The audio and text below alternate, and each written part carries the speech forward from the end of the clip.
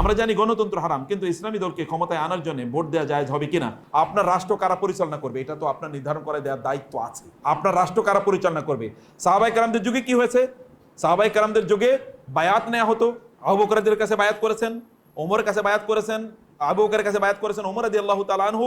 তিনি একটা কমিটি গঠন করে দিলেন, ওমরের পরে কারা খলিফা হবে করে দিয়েছেন না? ইতিহাস পড়েন, 6 জনের কমিটি। সেখানে আব্দুর রহমান ইবনে আউফ রাদিয়াল্লাহু তাআলা, তালহা, জুবায়ের, এই যে 3 জন, এরপরে ওসমান এবং আলী, এরকম এরকম 5 জনকে দিয়ে সেখানে 6 জনকে সেখানে কমিটি গঠন করা হলো।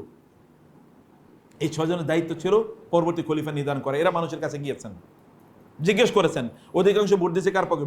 অধিকাংশ বললো যে আমরা ওসমানকে চাই। এর মধ্যে একটু কম সংখ্যক বললো কাকে চাই? আলীকে চাই। এ কারণে ওই কমিটি ঘোষণা করলো এখন ওসমান হবে, এরপরে কে হবে? আলী রাদিয়াল্লাহু তাআলা আনহু খেলাফতের দায়িত্ব নেবেন। এরকমই ছিল। অথবা এখানে একটা অপিনিয়ন দেওয়ার তো সুযোগ আছে। এখনকার মডার্ন যে আমরা সিস্টেম দেখছি, এই সিস্টেমে একটা ভোটিং কেন্দ্রে গিয়ে আপনি কি করেন? একটা ভোট প্রদান করেন। ওইখানে এক ধরনের বায়াতের সিস্টেম ছিল, এখানে গিয়ে আপনি একটা ব্যালট বক্সে দেন।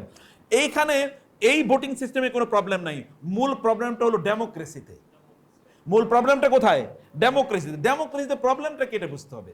ডেমোক্রেসিতে প্রবলেম হলো চোর বাটপার। ডেমোক্রেসির মাধ্যমে কি হতে পারে? এমপি, পার্লামেন্টারিয়ান হয়ে যেতে পারে। চোর বাটপার, নায়িকা, গায়িকা, মদখোর, গাঁজাখোর, এগুলো হয়ে যেতে পারে না?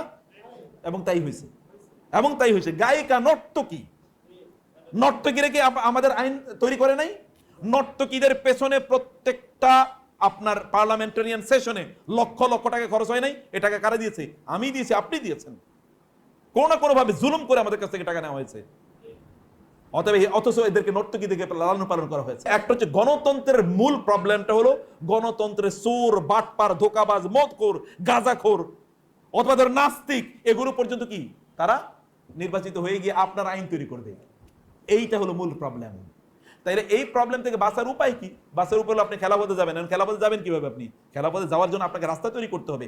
আপনি উপর থেকে যান আর নিচ থেকে যান, যে কোনো একটা থেকে যাইতে হবে। নিচ থেকে আপনি তাওহীদের প্রচার করেন, সবাই তাওহীদবাদী হয়ে যাক, এটা একটা হোক।